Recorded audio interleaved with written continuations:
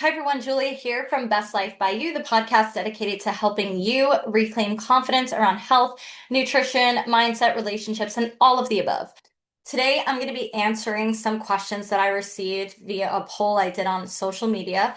So these are just some questions that I'm going to just dive in and share my story. So you're pretty much just going to hear me answer these questions, but without directly answering these questions. So I'm just going to be sharing, my experience and things of that nature. So some of the questions: where did you go to school? What did you study? Why did you go vegan? Where do you work? Where have you worked? What lessons have you learned from your past? So these were just some of the questions that stood out. So I'm going to be diving into it and just explaining my story. So if you want to stay for the ride of the story, this episode is going to be me addressing these questions, but without directly addressing these questions. So hope you enjoy. So I will be 30 in a month, less than a month. And I'll kind of backtrack to where I was in college and what I did and kind of my passion for that. So growing up, I was obsessed with theater. I did 3 to 4 shows a year. I was always in rehearsals. Um, I loved the physical aspect of training my body and also just bringing people joy. Like I was the girl playing the Scarecrow and the Tin Man and the Wizard of Oz because I always like to make people laugh. So that was just from when I was young. I loved being a character, loved helping people laugh and bringing joy to many people. So I did over 30, 35 shows when I was younger in theater. And then during that time, I really enjoyed working out. But before that, I had hurt my knee playing the Scarecrow and the Wizard of Oz in 8th grade. And just because I kept falling on my knees, I'm like, I'm fine. Let me just fall on my knees and things of that nature. So I went to a PT, I went to a doctor, and they were like, you need to start strengthening the muscle around your knee so it can get stronger. Ooh, yay, exercise, working out. So I started to look into videos and I really didn't pick up my passion for physical training until I was 16. So I got a membership, Planet Fitness. I was there probably 5 times a week, very religiously. Whether it was in between dance rehearsals, it was in between school, it was over the summer, whatever it was, I made it work. And I would watch YouTube videos, and it was just something I was so passionate about. And at backtrack, like middle of my high school years, my mom had been diagnosed with cancer. During my high school years, it was pretty much from 8th grade to senior year. I dealt with a lot of loss. Like my grandma, who is kind of like my best friend, she had passed away when I was in 8th grade. And then my other grandma was diagnosed with bladder cancer. My cousin at the time was diagnosed with cancer. My ex-boyfriend, his father was diagnosed with cancer. And then my best friend had lost her mom to cancer. My mom was diagnosed with cancer. And this was just like a domino effect. Like one year after the other, it was some sort of health issue in my family, and my teachers were sick. Um, and it was just one of those things like looking around, I saw that so many people were just battling an illness of some sort, sickness. I felt so sad that I couldn't help people. Like I'm like, I don't know, I'm just gonna pray for you because I don't know how else to help. Because I'm also a huge woman of faith. Like that is my number one value. Um, so I wanted to help people and I didn't know how. So in high school, just my family was dealing with that, and thank God my mom is here today. There were some other losses in my life, and my grandma had passed away, and it was just a lot of loss. And at such a young age too, you don't really know how to deal with it. And I was just that positive, peppy girl that, okay, let's go through the motion. Let's just show up every single day, no matter what. Um, Not process emotions. And I truly, my heart just wanted to help people and bring people joy. Like from when I was younger, all the way up, like I was bullied all throughout middle school, physically bullied, pulled around by my hair. So bullied because I never wore black. Well, ironically, I'm wearing black today, but I never wore black in high school. It was like all colors and just rainbow colors, and my braces were always different colors. And I truly just wanted to be that happy girl that even though there was so much going on in my life, I wanted to be that happy, happy girl that people saw as sunshine.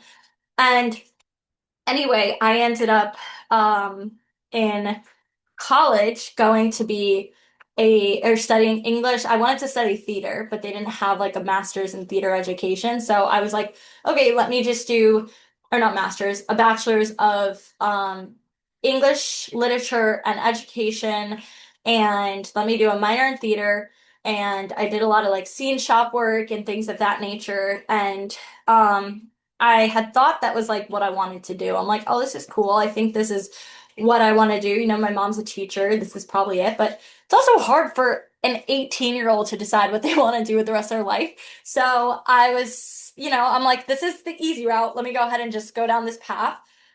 So I ended up doing that, still worked out every day at the gym, while in college. And I was just known as like the fit, crazy girl that was willing to climb on scaffolds and do change all the lights in theaters and stuff of that nature. Um, and I loved doing that. So then after college, well, kind of in college, I became, because I had an apartment in college, I became very aware of nutrition. Like I was following, your typical diet. I'm like, okay, I need to have greens every day. I need to have some sort of protein. And at the time I was eating chicken and steak I cut out. No, freshman year of college, I cut out red meat. Because I had friends who were just like, do you know what it does to your body? Da da da. And also, I just didn't like it. Like, it grossed me out seeing how it was made. And like, I just always was like, the red is blood. And I couldn't put that in my body. I'm like, I can't unsee that. So I cut out red meat and I was just eating like chicken and turkey in college and thinking like, yeah, this is great. Here I am. I was also drinking at the time. So, I would go out every weekend, drink alcohol and things of that nature. And I just knew that something wasn't right. I'm like, Juliet, you are trying to live a long, healthy life.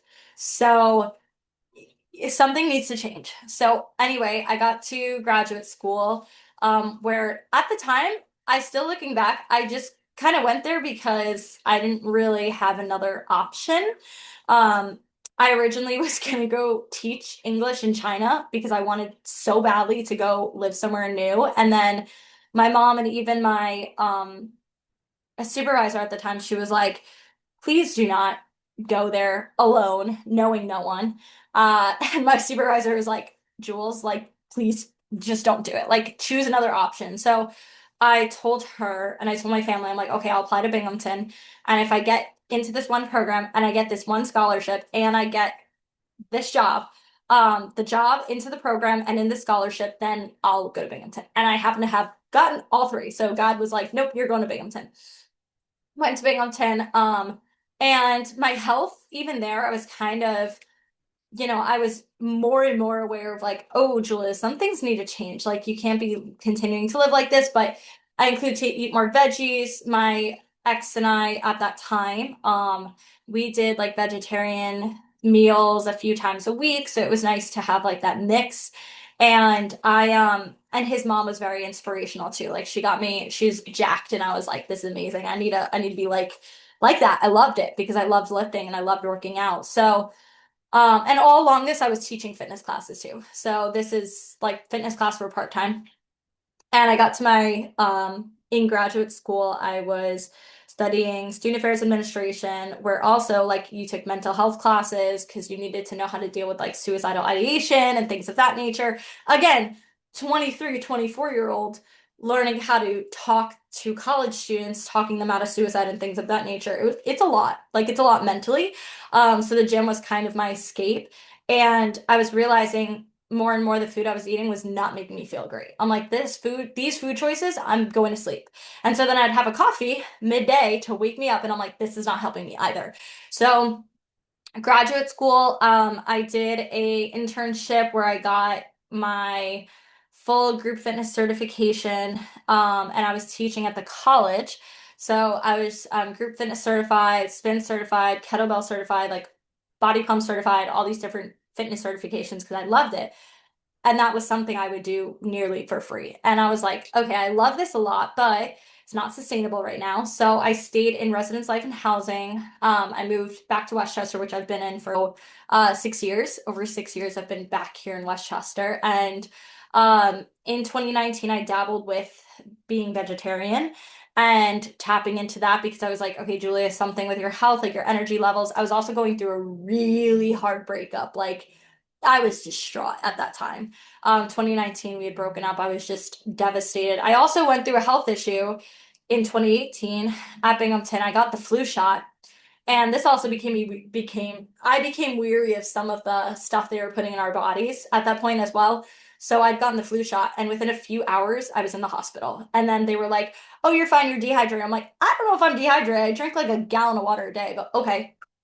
So they filled me with fluids, and then I took an Uber home, and then I like 2 days later, it got so much worse. I literally couldn't talk. Like my tonsils were so inflamed. I thought I had to get my tonsils removed. And so I went back to the hospital. They admitted me because they thought I had mono, and then they couldn't figure out what I had. They were like testing me. Then my blood cell count was really low, I believe it was. I couldn't remember, but they were like, we're going to test you for leukemia. We're going to put you through a CAT scan. And I was like being wheelchaired around the hospital.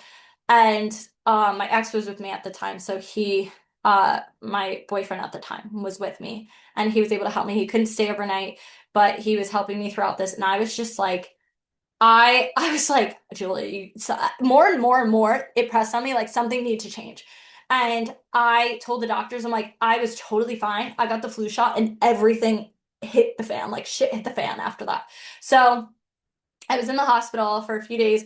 I was able to take my grad school classes on Zoom, I don't know, maybe it was Meets or like Google Meets, but they let me Skype in to the classes so I can actually watch through the hospital bed and do the assignments from the hospital bed because I was like, I'm not trying to fall behind in college. And then the dean of students reached out and she's like, why don't you take the semester off? And I'm like, no, I'm not falling behind. And I refused to pay more money to this school because it was November. The semester ended in December. And I was like, no, I'm going to show up and do all the work. Like, please allow me to zoom into the classes or whatever it was at the time. Please allow me to just zoom into the classes. I'll do the work from the hospital bed. I'm fine. So I was like hooked up to an IV, had nurses come to stab me every hour. And I'm just like, sitting on my computer like no, I'm getting this done. And it kind of kept me sane, like that kept me sane in the hospital. So I ended up and I couldn't work out for a few months because I was so sick. And then I ended up getting a 4.0 that semester. And I don't know if it's because the professors felt bad for me. So I'm like, no, there's no excuses, which is so bad. Like you're in the hospital. I didn't want to watch the TV. I wanted to take my classes and work on my classes. So anyway, I went back. I got back and at the time, like my relationship was struggling, whatnot. So I was also dealing with that. I went to therapy because I was struggling with all the hospital trauma that I went through of like the CAT scan and them telling me things. And I was just like so overwhelmed as a second semester graduate student. And I'm like, or second year, second semester. So I was about to graduate the next semester. And I'm just like, I don't know what to do. This is really rough. So um, applied for a job in Westchester at college, and I ended up getting it at Purchase. I worked there for a while, so I'm fast forwarding.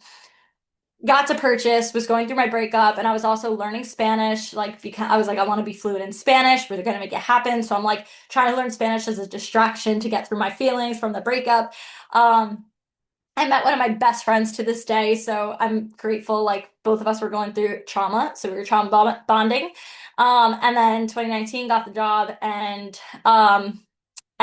it was great. It was residence life and housing.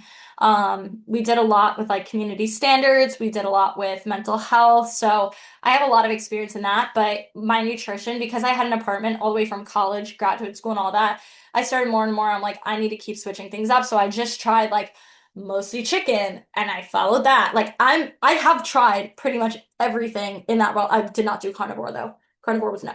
But I went through a process of like, let me just have mostly all protein, a little bit of carbs, a little bit of this. And then in December 2019, I picked up a book. It was on a sale shelf at Barnes& and Noble, and it was called Crazy Sexy Diet by Chris Carr. I bought the book and I read it within a day. Like I was so obsessed, and it was all about how being plant-based saved her life. It gave her so much more energy. So I was like, you know what? I'm gonna try this. This sounds great. And pretty much overnight, I threw everything in my fridge. And I think it was officially January 1st, 2020, I went whole food plant-based vegan and whole food plant-based. I was like, I'm gonna do this. I got Dr. Greger's book, How Not to Die. I kept doing research, and then I developed an obsession for research because I did research in my graduate school program as well. So I just continued to follow that process. And then after that, I ended up making the decision like, no, I'm gonna do this. And it was just so I haven't felt that kind of passion in my heart since I was performing, like since I did musicals. And it was such an obsession for me that any free moment I had, I wanted to be learning, reading about nutrients, reading about macronutrients, everything I possibly could to learn. So 2020, learned that. Then I went to a conference in March 2020. This was not on plant-based living, unfortunately. It was for work in Nashville. And then the first night I get there, I was staying because I was gonna stay with my ex at the time, and then we broke up. So I stayed with another one of my friends and his all his friends and coworkers. So the first night, I didn't really know anybody. The first night we get there, a tornado hits our house. No fucking joke. So we're all in bed. One of the girls comes, shakes us out of bed, and I'm living my worst fear. Like I I was in Wizard of Oz twice. I could not watch the opening scene for any of the musicals I was in because I was petrified, petrified of tornadoes. So my worst nightmare was coming true.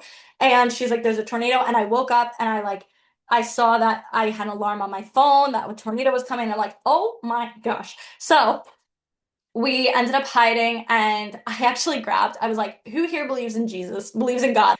Two people out of the seven. So I grabbed them both and we hid in a bathroom because I'm like, I'm playing worship music. If this is how we die, like I already accepted. I'm like, if this is what Jesus has for us, like I'm gonna play worship music and just love on God because this is gonna get us through. So we did that. We prayed. Um, Thankfully, it wasn't.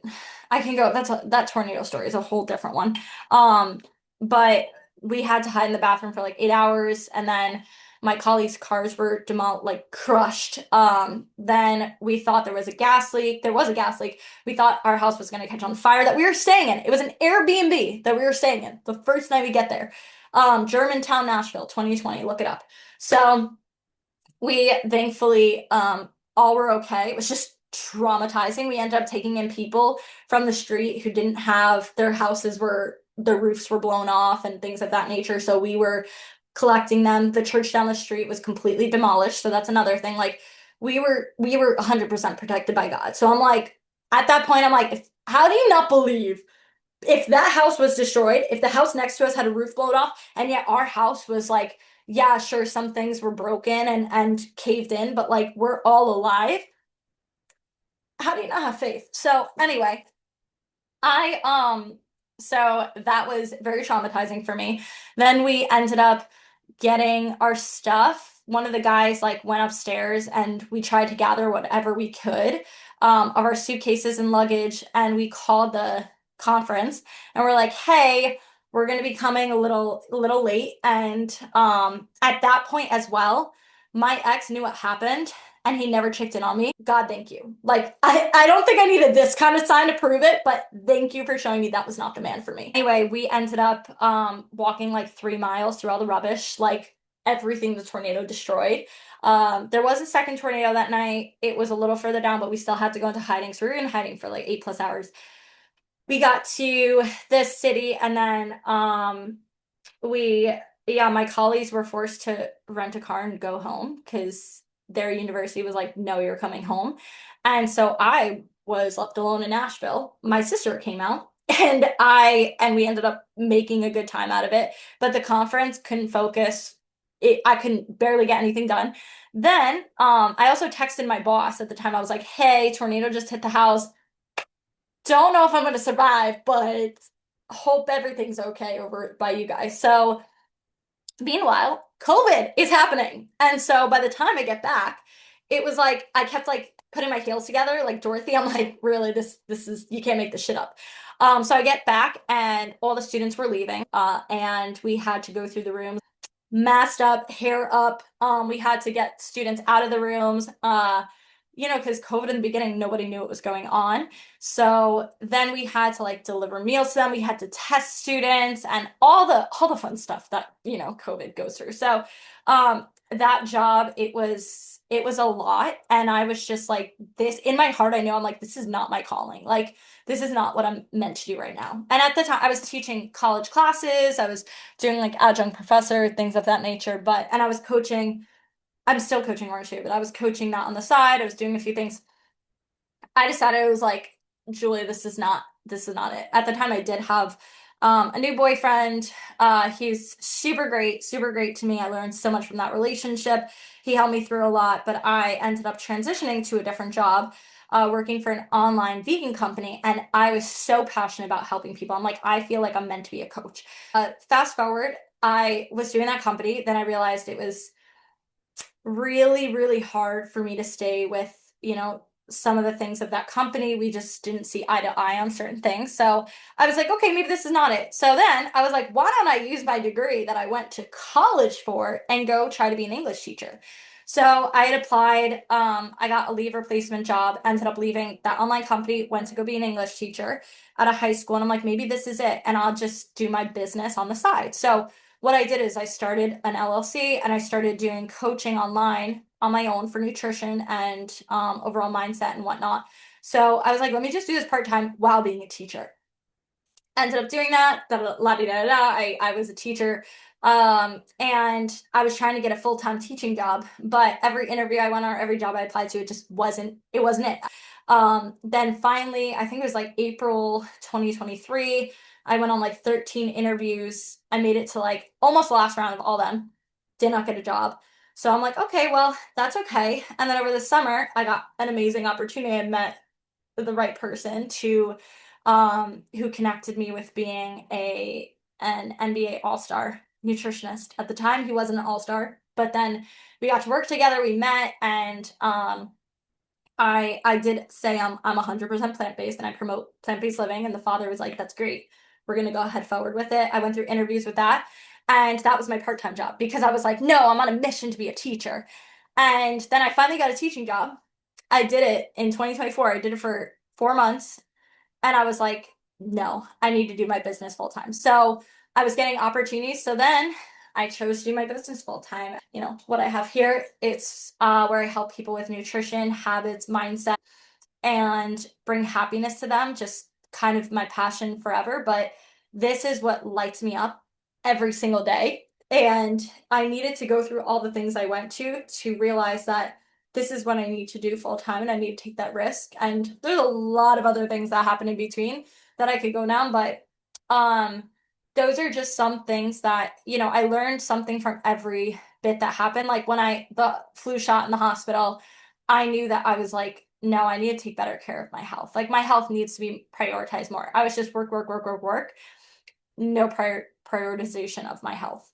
Then when I went through even the tornado, I like leaned on my faith and I realized like I need to just continue every day to lean on my faith and trust the process and trust that things are meant to be.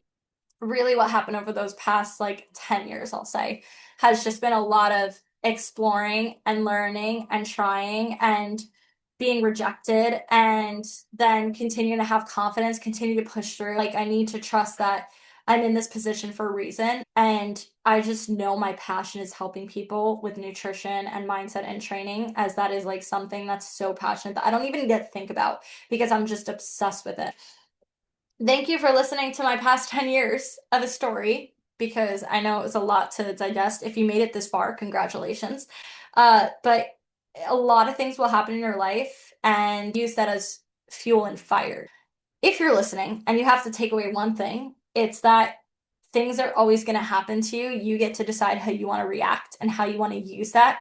Let that be the ammunition to help you propel forward in your life. You're not your past. You're who you become because of how you respond to it. Let your experiences be lessons, not labels. Don't let all of your experiences define you. Let them refine you. Let them strengthen you. Let them make you a new version. And don't go trying to be that person you were 5 years ago. I hear people say, oh, I just want to be back to where I was 5 years ago. I want to feel how I was. You're not. No man walks in the same river twice. You're not going to be that person you once were. You're going to be a better version of you because of every single experience you live on the daily basis. You don't want to be the person you were 5 years ago. You're not going to be that person because that person does not exist. This whole bit was to know everybody goes through some sort of challenge, but it cannot define who you are. I hope you all enjoyed today's episode. If you would like to continue to get these episodes first thing, then go ahead and subscribe to my channel on YouTube and on Spotify under Best Life by You. If you're interested in working together, y'all can go ahead and visit bestlifebyyou.com/work with me, or go ahead and follow me on Instagram at NutriFitJulia. Send me a DM or just follow for more information, fun tips, and just a lot of humor. I hope you have a great rest of your day. Let's continue to live the best life by you.